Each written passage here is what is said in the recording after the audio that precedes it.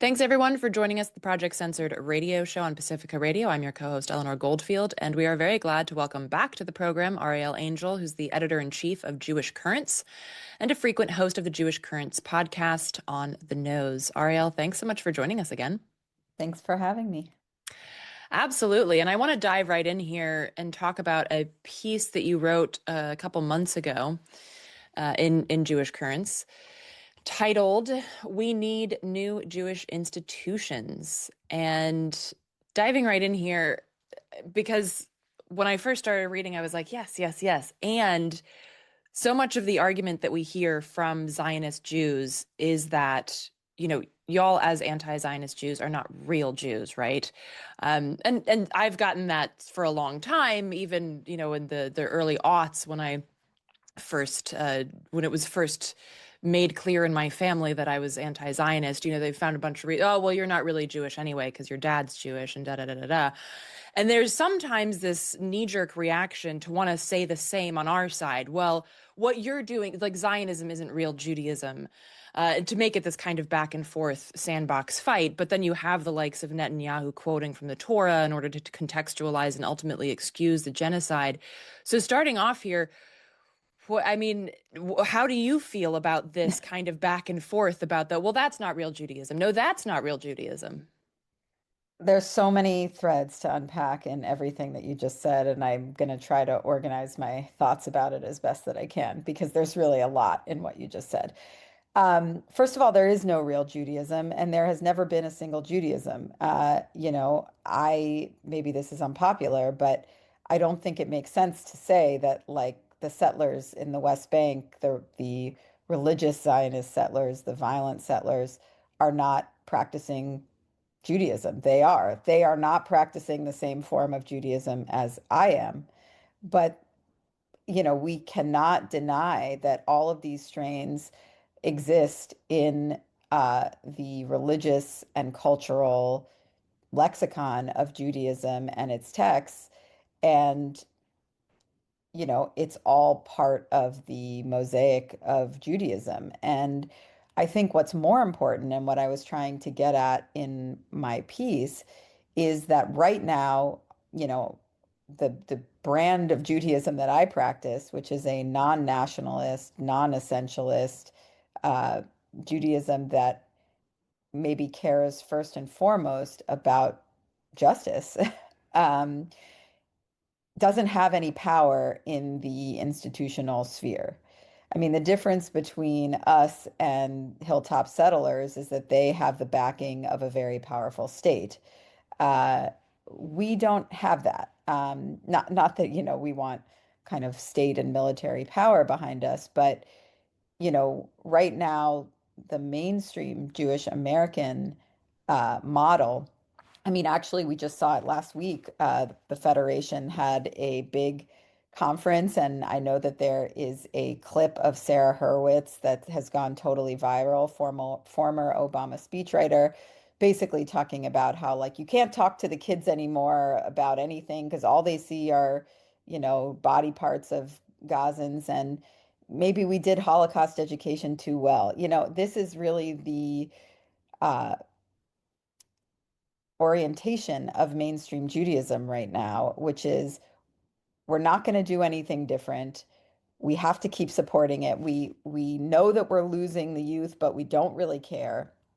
And I think what I wrote this piece essentially to say we're not going to uh, beat these ideas in terms of we're not going to best these ideas in the world and in like the kind of uh, battle for the way that Judaism exists in the world until we have our own institutions, have our own conferences, our own kind of flows of essentially power and influence and people in the world. And the only way to do that is through, taking off of a kind of dual powers approach where we actually supplant and replace these institutions, which are dying. I mean, just for what it's worth. I mean, they are very well endowed and they can keep going without us for a really, really long time. But the fact of the matter is the young generation, if you look at all the polling, is with us. And so these organizations, especially as they continue to ossify and refuse to change, are essentially, making themselves extinct. And so there's a real opportunity for us to kind of swoop in as long as we recognize that this is part of our aim and part of our plan and strategy for building power is institution building. Yeah, and I want to dig into memory culture, which you've written and discussed in a minute, but I also you touched upon this briefly in the piece as well. This kind of argument that, we're not practicing Judaism, and we're not even going to be Jewish in like a generation. Um, and I found that like I mean, I wanted to scream because in 1949, this is just one example, Israel banned Yiddish theater and performances. You're not supposed to speak Yiddish because it's evidence of diaspora. It's evidence of the fact that we've lived The in many different. negation of the diaspora. Yeah. Right, Like right. that was like an actual campaign Right. and And principle. so it's like who is actually doing the erasure here? And I was wondering if you could talk a little bit about that, like the threat that these many threads and many ways of being Jewish are actually a threat to this very narrow perspective on Judaism that Zionism represents. Well, it's super interesting. I mean, I know you brought up yourself being from a mixed faith background, and I think that for a very long time, like for the last several decades, there's been a way in which this freak out about intermarriage was the thing that just really obsessed the Jewish establishment. And from like a really gross perspective, like very interested in like, you know, essentially bioethics, like making sure that Jews married Jews and had Jewish babies, sending teenagers to Israel so that they would hook up and get interested in sex with other Jews. I mean, very hypersexualized and for a real purpose. And I think it's interesting to see that even with a rise in intermarriage in the United States, there actually hasn't been like a dampening of interest in Jewish practice and Jewish religious life. I mean, you have a lot of synagogues now that welcome interfaith families, and most of them are practicing and like choosing to practice. The greatest threat to that among younger people is the actions of the state of Israel. I mean, that's the thing that's making them feel uh, isolated and alienated. But even then, you see a recommitment among younger Jews to a kind of non-nationalist, anti or non-Zionist Judaism. You see all these new like kind of small synagogue communities. I don't want to say synagogue because they're more like minions. They meet in people's living rooms and all of that kind of stuff. You see a real recommitment to building a different kind of Judaism, even among people who are alienated from what they see as dominant Judaism. And what you're seeing from the establishment is not that they are welcoming this renaissance of young Judaism, but rather that they would prefer to cut it off. And they've been saying this very, very explicitly. I think maybe a line was cut from my piece where I talked about different think tanks who were saying, you know, uh, basically like we need to focus, we've spent so much time trying to bring in young Jews and queer Jews and artist Jews and blah blah blah, and we need to focus on the mainstream Israel loving Jew. Like that is, and that is the Jew in their image, and basically what these institutions have told us is that they are less interested in the kind of flourishing of Judaism in all its diversity and more interested in the narrow reproduction of a kind of mid-century white cis uh, Zionist nationalist, also like American exceptionalist Judaism.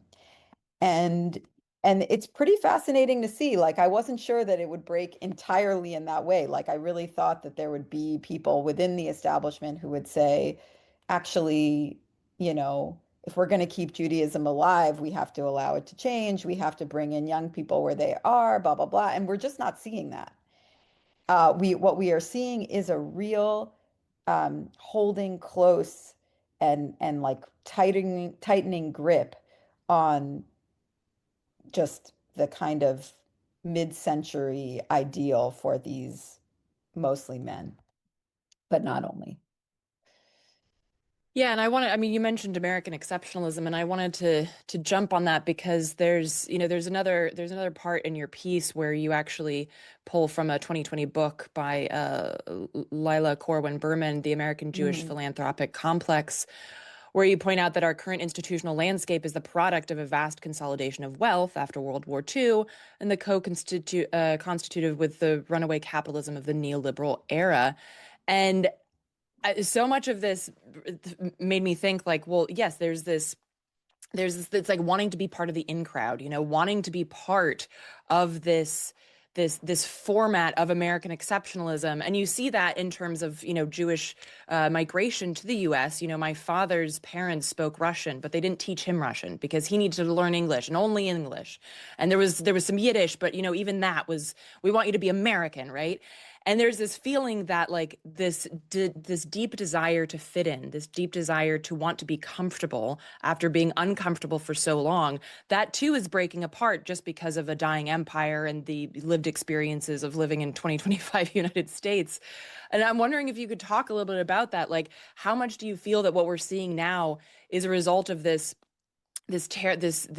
necessary discomfort just existing today in the empire, not just for Jews but for everyone, and this holding on to those kind of insulated institutions as a desire to, well, we're finally safe, we feel safe finally, we don't want to let go of that.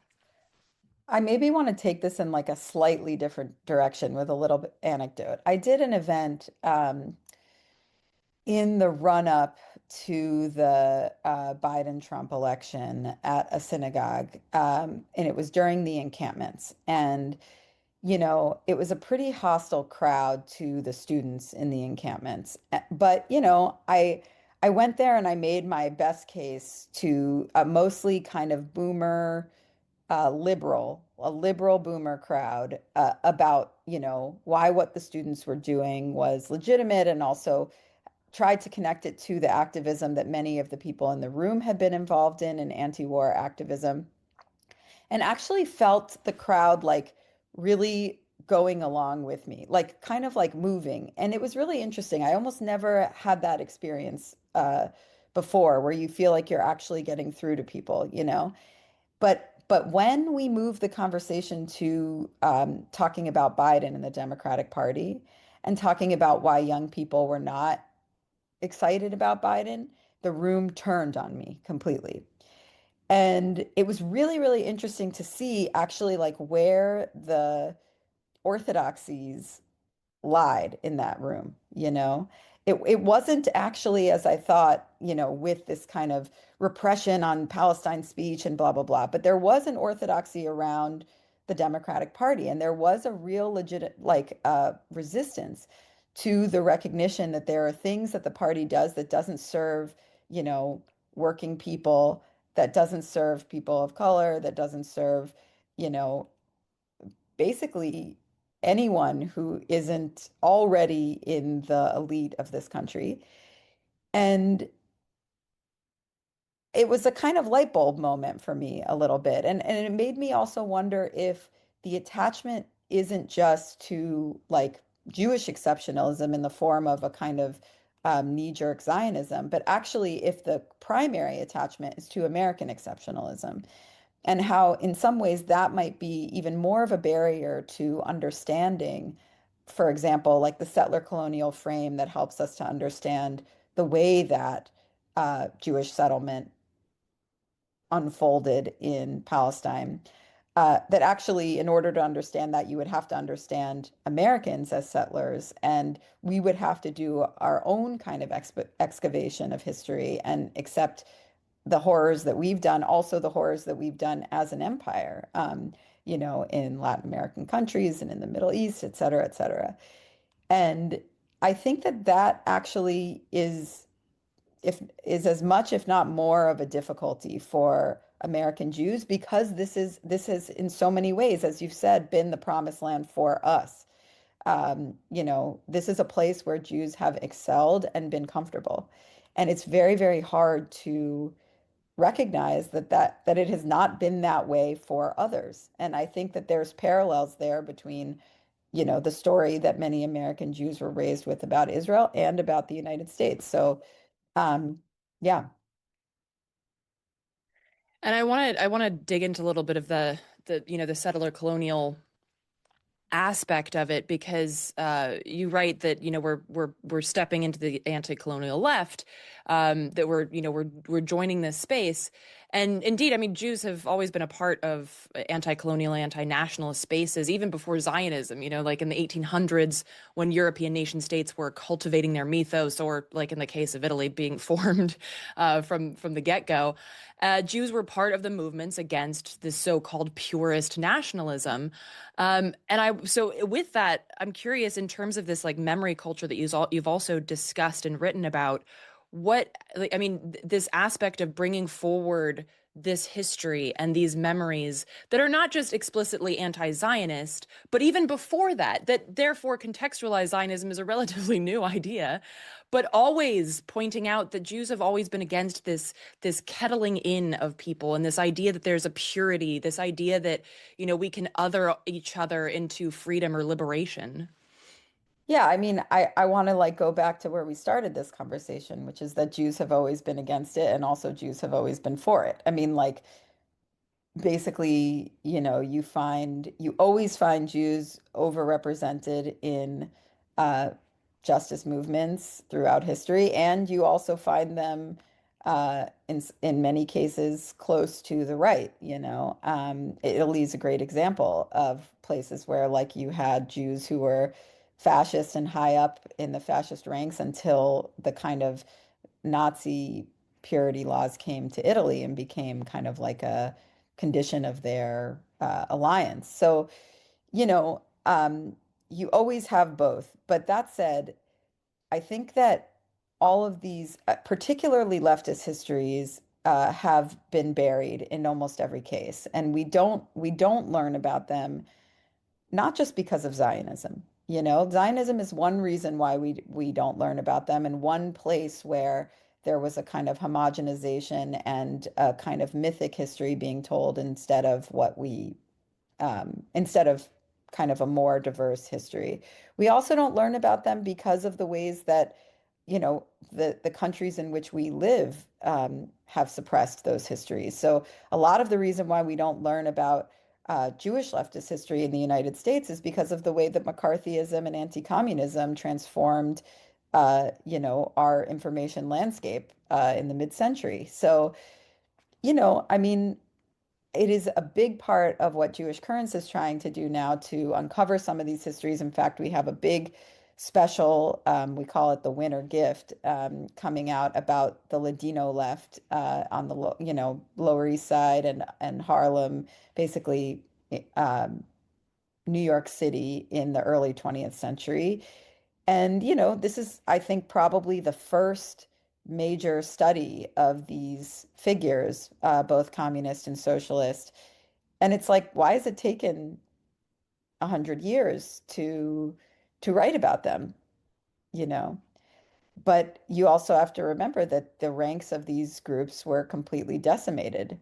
And within families in particular, there was a lot of trauma. People did not like to speak about, you know, their parents' affiliation and where they had been because it had been so dangerous. So, yeah, I mean, it's very important that we uncover these histories. It helps us understand how we can exist in the present. I mean, personally, I have to be honest, I'm not like a big for my project isn't a reclamation project, like personally, and I'm so grateful for the people in our movements who do that kind of reclamation work because it nourishes me when it's in the space. I tend to be more forward looking, but I really see just enormously how much it enriches movement work and also how people kind of blossom when they feel like they're in a lineage, especially because of how alone they feel when many of them make the decision to uh, break with Zionism and the way that that alienates them from family and communities to understand themselves as part of a lineage can do a lot for strengthening them for the kind of work that needs to be done. Yeah, absolutely. And I want to talk about the physicality of this for a second. There was recently a piece in the New Internationalist that was lamenting and in some ways chronicling the disappearance of actual physical spaces for the left, where we met, we debated, we connected, we Yes. socialized, we actually like struggled with these ideas. And in terms of physical spaces, the kind of Zionist Jewish institutions also seem to have quite many more of these physical spaces where we can get together as Jews and socialize and debate and connect. And I'm wondering if you could talk a little bit about, I know you mentioned it in the piece, some examples, but what are options or examples that you've seen that can actually cultivate that physical space? Because the other thing that happens with social media is that it suggests that it's a community, but of course it's not. And so we end up feeling Yeah. more isolated and alone. Yeah, I mean, physical space is just incredibly important. And I think that this is one of our major uh, challenges because the fact is, and you brought up Lila Corwin Berman's analysis of the way that kind of Jewish philanthropy consolidated itself. But, we just don't have the opportunity to build in the same way. Like, we don't have first of all, most of us are downwardly mobile. The wealth is concentrated in generations above us, and they're not with us politically. And we don't have a system right now that functions outside of that kind of philanthropy for scaling up the kind of work that we would need to do. I mean, like, think about the daunting prospect of figuring out permanent physical space in New York City. I mean, or in many of the major cities in which Jews live, Los Angeles, Chicago, et cetera. I mean, in the face of kind of runaway speculative real estate. So it's a really, really daunting process. And I think we're going to have to, and when I talked to Lila about this, and I wrote about this in the piece, she was kind of like, well, it kind of depends on what you want, what you need the space to do. Like, do you need it to be just yours? Because, churches have spaces and many of them are sympathetic and they probably would lend that space to you. Or like, how do you basically like start to network with other organizations that are like-minded that might have space? Um, so do we need something that's proprietary or do we need to start joining with other groups and starting to be creative about how we use space? I mean, something that is that I'm seeing all over the place is uh, Jewish groups meeting in people's living rooms or meeting in office spaces of other like-minded. I went to a Passover Seder this year in M+1's offices. Nothing to do with M+1, but it was something they were happy to help out with. And I think we have to keep doing that. But I also think that, and I wrote about this in the piece as well, there needs to be a bit of an inventory of where synagogues in the United States are at. Because, as I said, a lot of synagogues are struggling with dwindling membership. And there's a real opportunity. I mean, the way that we think about salting, like in union terms, like, leftists infiltrating unions and or workplaces in order to unionize them. I think that there's a similar process for a very patient kind of partisan in this fight to identify synagogues that are really struggling, and especially if there's a community that's already kind of constituted but has nowhere to meet, joining that synagogue and trying to get on the board and trying to kind of work from the inside because these kinds of resources are not unlimited, they're finite. And we can't allow them entirely to pass out of our like if there's a possibility of being able to seize them we should try to do that. Now I don't know, I it's a hypothesis on my part that there are a number that are sort of ripe for infiltration, if you will.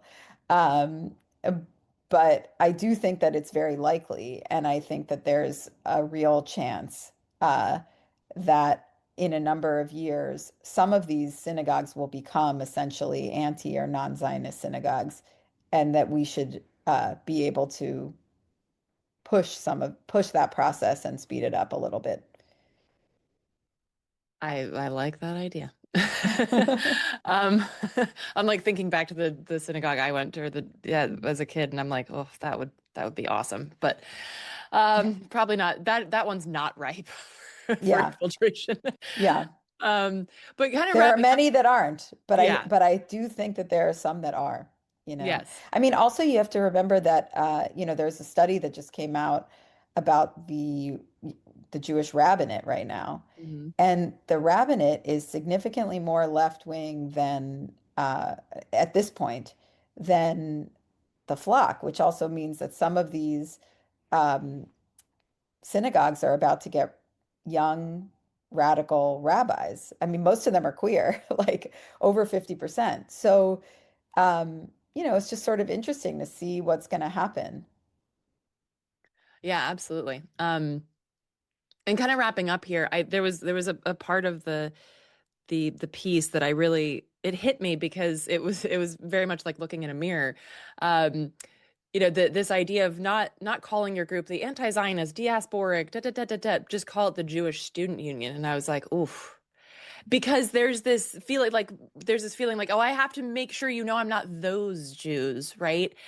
And so kind of wrapping up here, I'm curious, can you talk a little bit about this idea of not trying to qualify your Judaism with all of these vocab words, but just saying I'm Jewish, and by your works, by showing up in these spaces and being that person, you conflate Judaism with anti-oppressive, anti-colonial action and behavior.